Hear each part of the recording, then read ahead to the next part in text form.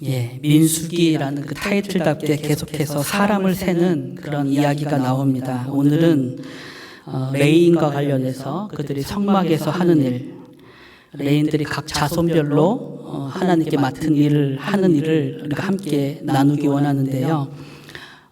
지금 보시는 것처럼 레위에게는 세 아들이 있었습니다. 순서대로 게르손, 고핫, 무라리 이렇게 세 자손이 있었는데요. 바로 이 세 명의 아들을 따라서 레위 지파의 자손이 쭉 나눠지게 되고 또 그 자손별로 성막에서 하는 일도 다 나누어져 이렇게 맡게 됩니다. 가장 먼저 이 시간에 고핫 자손에게 둘째였던 고핫 자손에게 맡겨진 임무부터 생각해 보려고 하는데요. 이제 우리가 살펴보겠지만 성경에 나타나는 고핫 자손의 임무를 한마디로 표현하자면 그들의 일은 너무나 영광스러웠지만 또 그 영광스러운 만큼 너무나 위험한 임무였습니다. 고핫 자손이 맡은 일은 너무나 영광스럽지만 너무나 위험한 그런 임무였습니다. 왜 이렇게 표현했는가? 4장 18절의 말씀을 한번 보시면요. 4장 18절. 18절은 지금 하나님께서 모세와 아론에게 하신 말씀인데요.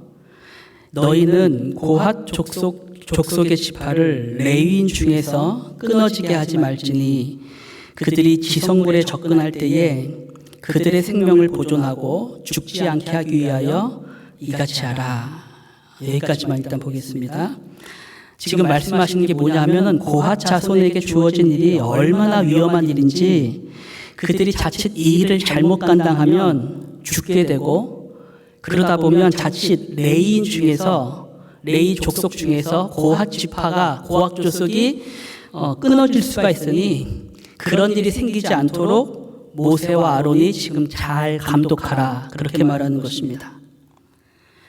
그러니까 지금 고핫 자손이 맡은 일이라는 것이 자신 지파가 끊어질 것을 염려해야 할 정도로 굉장히 위험한 임무다라는 것을 우리가 지금 보게 되는 것이죠. 계속해서 18절 그 중반절 보시면 이어져서 아론과 그의 아들들이 들어가서 각 사람에게 그가 할 일과 고핫 족속이 할 일과 고핫 족속이 맬 것을 주의하게 할지니라. 그들은 잠시라도 들어가서 성소를 보지 말라. 그들이 죽으리라 말합니다.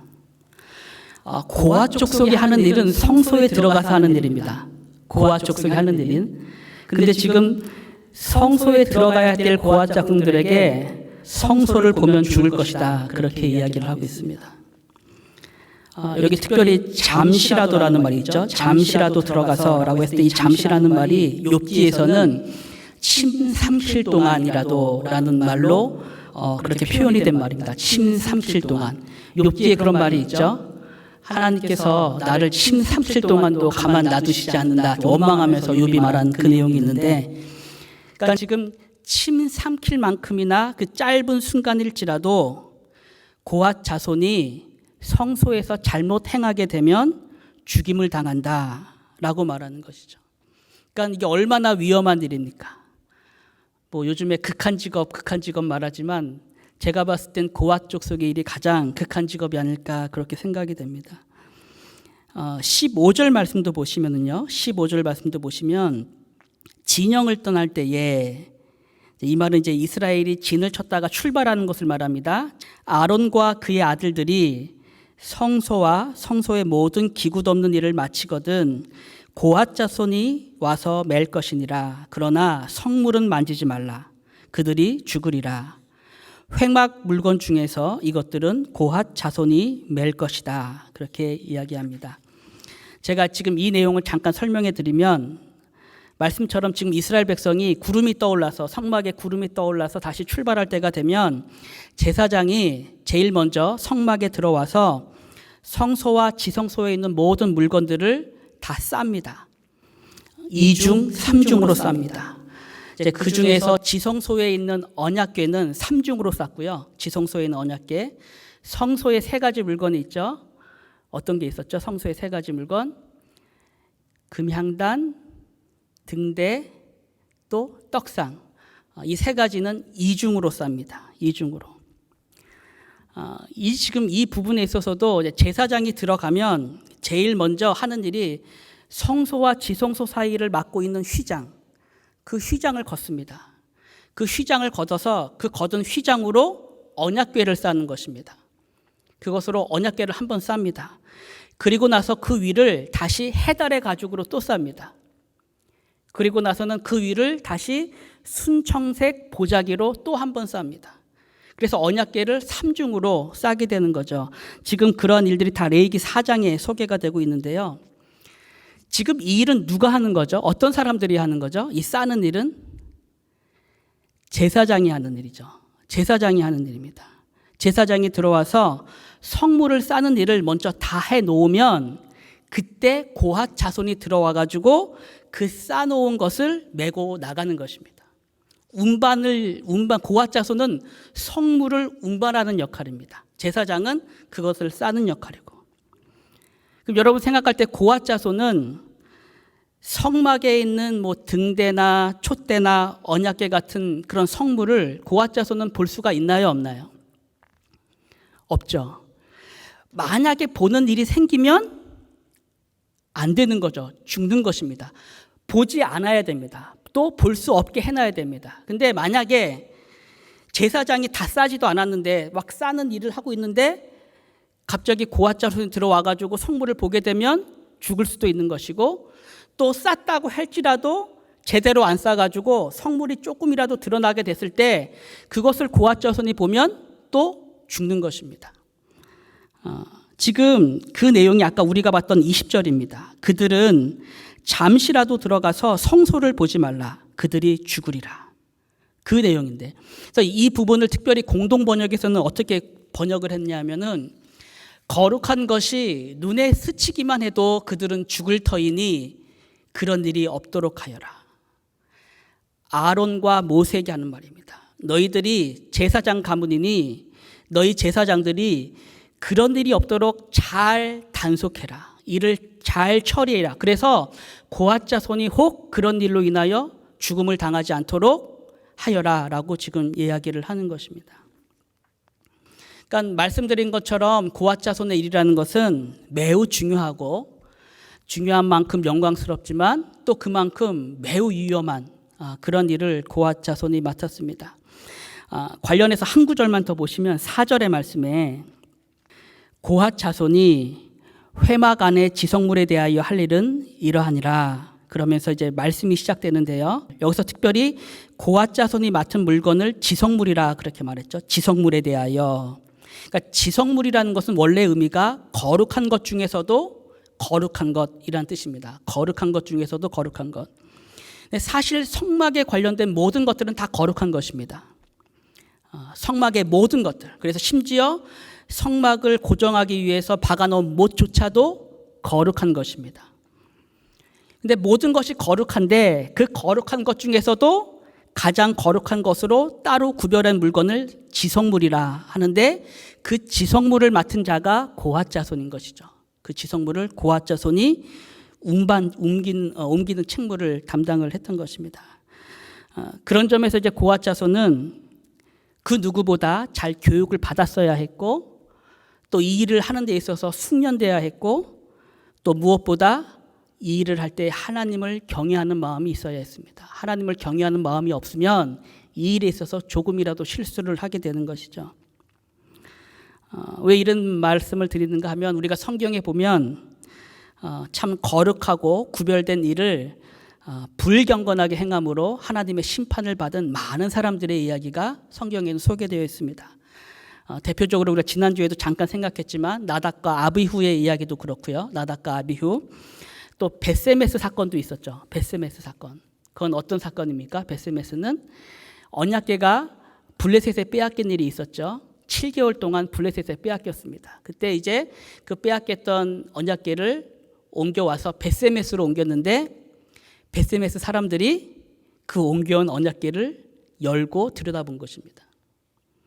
참 대담한 일을 한 거죠. 언약궤.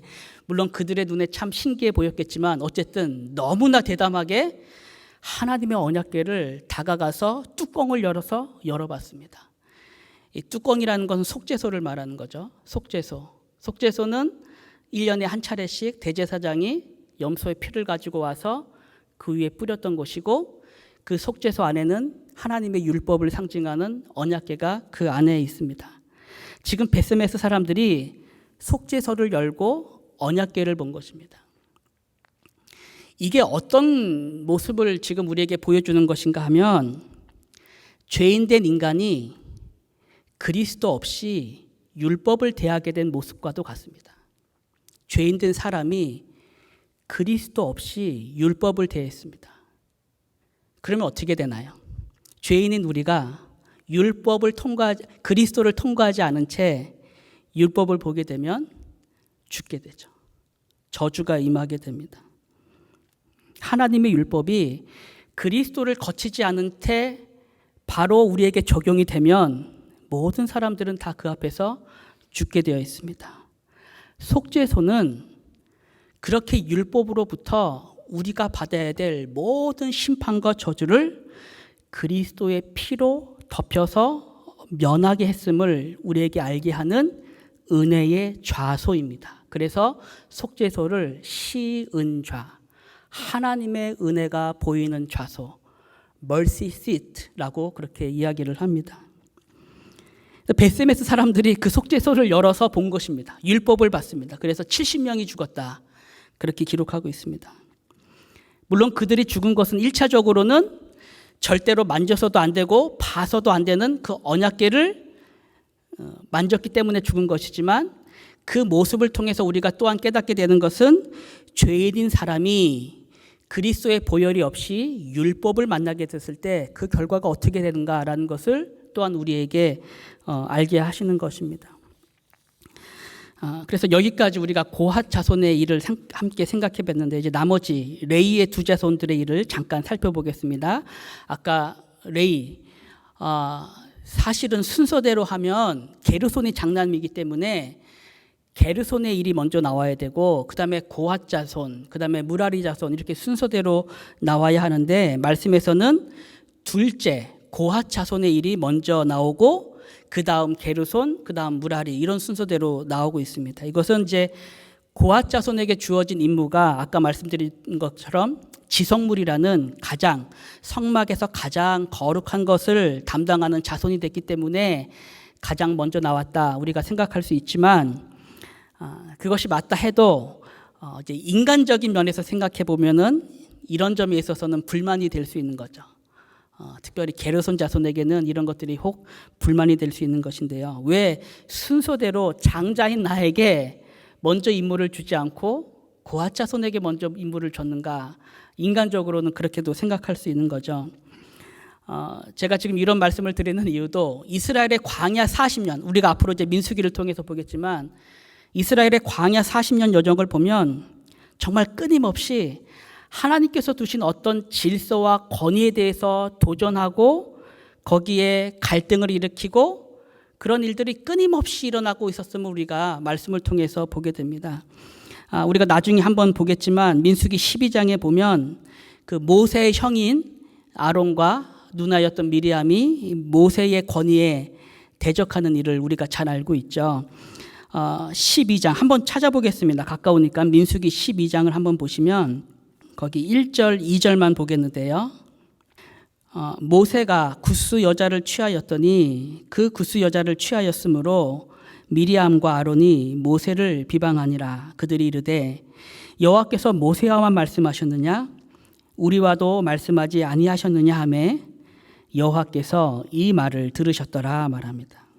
여기 중요한 내용이 아론과 미리암이 모세를 비방했을 때 그 근거로 내세운 것입니다. 그 근거가 뭐였냐면은 하나님께서 너하고만 말씀하셨느냐? 우리하고도 말씀하셨다라는 것입니다. 지금 이렇게 말할 수 있는 근거가 미리암도 사실은 선지자였습니다. 선지자. 출애굽기 15장에 보면 미리암을 선지자로 말하고 있죠. 아론도 역시 하나님의 말씀을 받아서 백성들에게 대언하는 그런 일을 했습니다. 그런 점에서는 지금 모세뿐만 아니라 미리암, 아론이 다 같은 직분 안에 있습니다. 세 명이 다 같은 직분 안에 있는데 하나님께서는 그 가운데서도 특별히 모세를 들어서 이스라엘의 지도자로 세우신 것이죠. 그러니까 미리암과 아론이 처음에는 순종을 했죠. 이런 하나님의 뜻에 순종했고 또 처음에는 순종할 수밖에 없었는데 이제 광야를 지나서 이제 어느 정도 시점이 됐을 때 이 아론과 미리암 안에 내재되어 불만이 표출된 것입니다.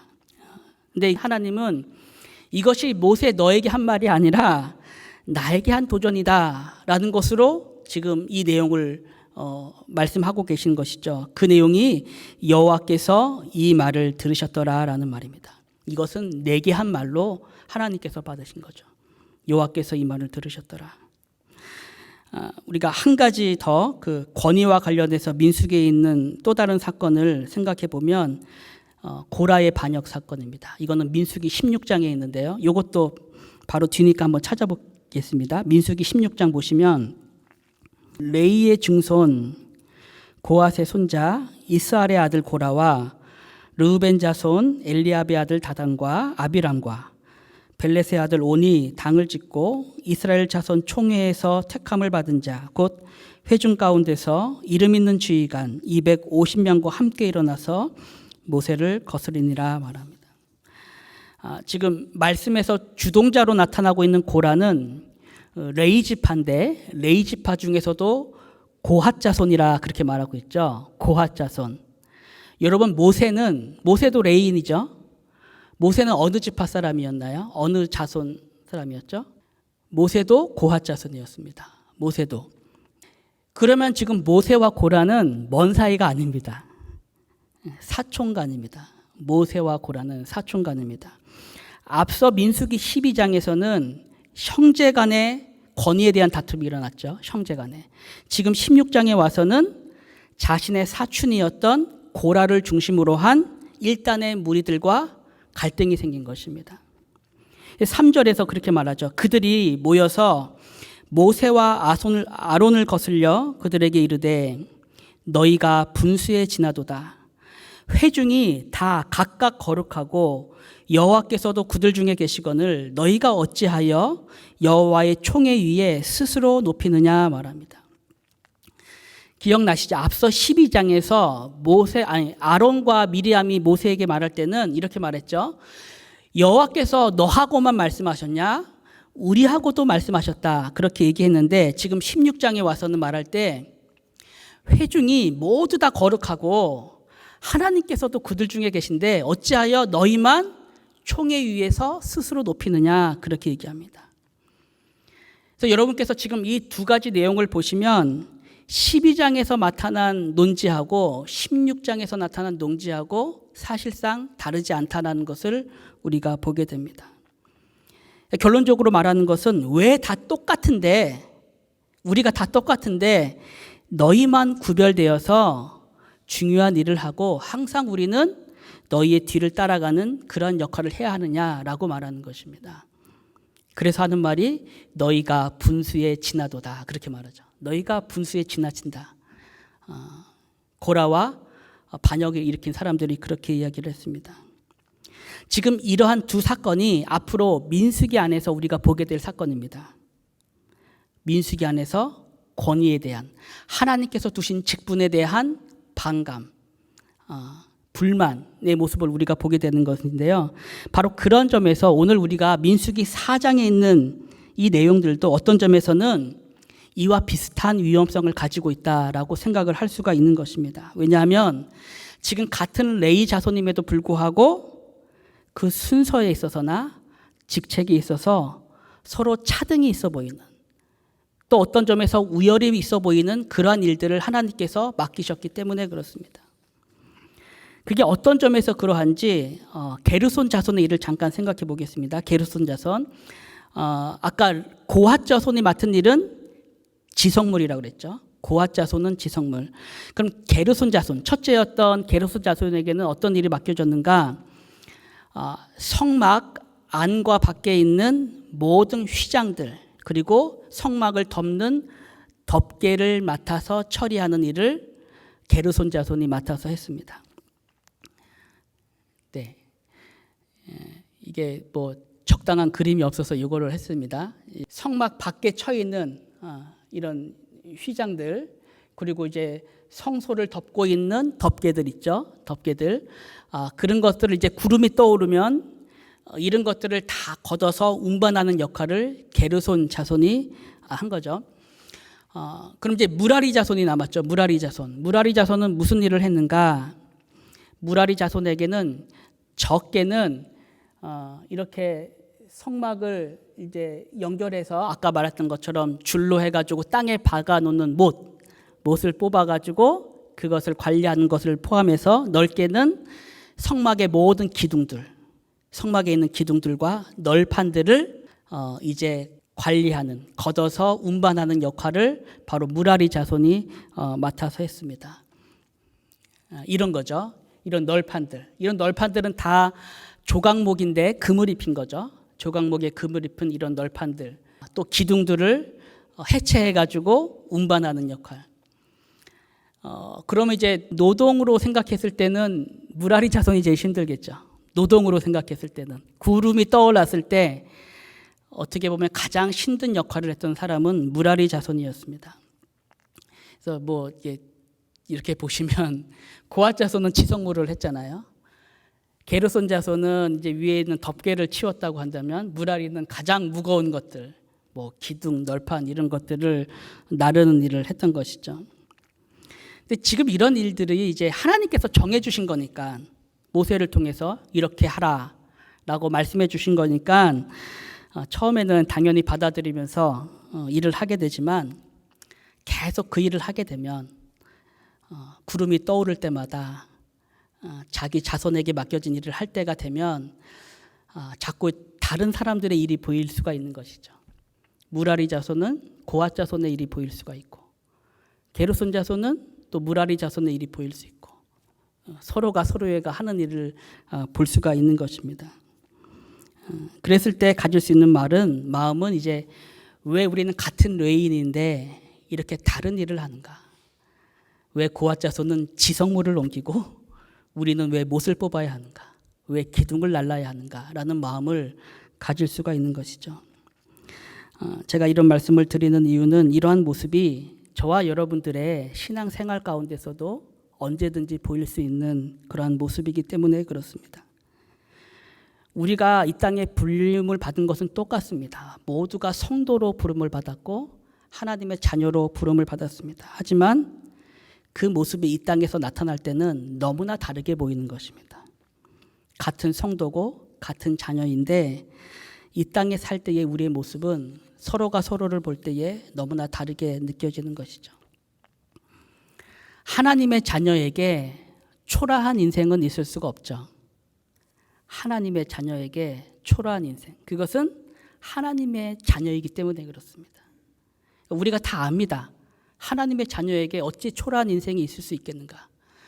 근데 그 말의 근거가 되는 하나님에게서 우리가 조금이라도 눈의 시선을 돌리게 되면 이 세상에는 초라해 보일 수 있는 것들이 너무나 많이 있는 것입니다. 우리 인생 속에 초라해 보일 수 있는 것들이 너무나 많이 있는 것이죠. 우리가 똑같이 이 땅에서 하나님의 자녀로 부르심을 받았지만 영적으로나 또 육적으로나 서로가 누리고 있는 것은 너무나 다르게 느껴지고 보이게 되는 것입니다. 마치 미리암이 구약 최초의 여선지자로서 하나님의 말씀을 증거하는 그 놀라운 영광을 입었지만 그가 바로 그 자리에서 모세를 바라봤을 때는 그 자리조차도 부족함을 느꼈던 것입니다. 최초의 여선지자로 부름을 받았지만 모세를 바라볼 때는 그 자리에서도 부족함을 느끼게 되고 그게 반감이 되었던 것이죠. 성도에게 오는 많은 시험이 이와 같습니다. 지금 내가 하고 있는 일의 가치를 또 내가 지금 서 있는 이 자리의 의미를 하나님, 그것을 나에게 허락하신 하나님에게서 찾지 않고 내가 하는 일 자체에서 찾게 될 때에 우리는 내가 하나님으로 받은 은혜를 잊게 되는 것이죠. 청직이면서도 그 주인의 뜻을 생각하지 못할 때가 참 많이 있게 되는 것입니다. 성막의 일이 거룩한 것은 일 자체가 거룩해서가 아닙니다. 성막이 거룩한 것은 거기에 사용된 물건 자체가 거룩해서도 아닙니다. 그것은 하나님께서 그 모든 것을 자신의 이름으로 구별되어 주셨기 때문에 그렇습니다. 그것이 성막이 거룩한 이유이죠.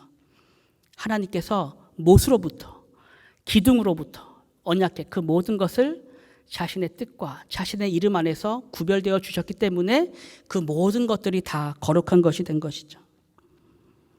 우리가 하나님의 거룩이라는 것을 일 자체에서 찾게 되면 우리는 때로 가장 거룩한 성막에서 봉사하면서도 그곳에서도 초라함을 느낄 수 있는 것입니다. 성막에서 같이 일하면서도 그곳에서도 초라함을 가질 수 있는 것이 죄인된 인간의 마음일 수가 있는 것입니다. 저는 그러한 점에서 다윗이 했던 그 신앙의 고백이 참 귀하다라고 생각을 합니다. 우리 요 말씀만 찾아보고 오늘 마치겠습니다. 시편 16편을 함께 보겠습니다. 시편 16편. 내게 줄로 재어준 구역은 아름다운 곳에 있으며 나의 기업이 실로 아름답도다. 지금 다윗이 고백하는 것입니다. 하나님께서 나라는 인생 속에 줄로 재어주신 구역이 너무나 아름답습니다. 다윗이 이렇게 고백했는데 우리는 생각할 때 다윗은 그렇게 고백할 수 있겠다 생각할 수 있죠. 왜냐하면 다윗은 왕이었고 가장 좋은 곳에 살았고 또 가장 좋은 것을 누렸으니까 이렇게 하나님의 기업이 너무나 아름답습니다라고 고백을 할 수 있겠다 생각할 수 있지만 다윗은 지금 이 고백을 할 때 이 고백을 전혀 다른 근거에서 이 고백을 하고 있습니다. 그 내용이 이제 1절부터 나와 있는 것인데요. 1절부터 보시면 하나님이여 나를 지켜주소서 내가 주께 피하나이다. 내가 여호와께 아뢰되 주는 나의 주님이시오니 주밖에는 나의 복이 없다 하였나이다. 땅에 있는 성도들은 존귀한 자들이니 나의 모든 즐거움이 그들에게 있도다. 다른 신에게 예물을 드리는 자는 괴로움이 더할 것이라. 나는 그들이 드리는 피의 전제를 드리지 아니하며 내 입술로 그 이름도 부르지 아니하리로다. 여호와는 나의 산업과 나의 잔의 소득이시니 나의 분깃을 지키시나이다. 내게 줄로 재어준 구역은 아름다운 곳에 있으며 나의 기업이 실로 아름답도다. 지금 이 말씀에 보면 다윗이 나의 기업이 아름답다라고 말할 때 그것은 무엇에 근거해서 한 고백인가? 여호와께서 나의 산업이 되시고 내 잔의 소득이 되시고 나의 분깃을 지키시는 분이기 때문에 주 밖에는 나에게 다른 복이 없음을 내가 알기에 그 하나님께서 나라는 인생을 이 땅에 두시고 내 삶의 줄로 되어진 구역이 아름답고 심히 복되도다 라고 다윗이 고백을 하는 것입니다. 그런 점에서 7절에 있는 이하에 있는 말씀도 우리가 같이 생각을 해보면 나를 훈계하신 여호와를 송축할지라. 밤마다 내 양심이 나를 교훈하도다. 내가 여호와를 항상 내 앞에 모시며 그가 나의 오른쪽에 계심으로 내가 흔들리지 아니하리로다.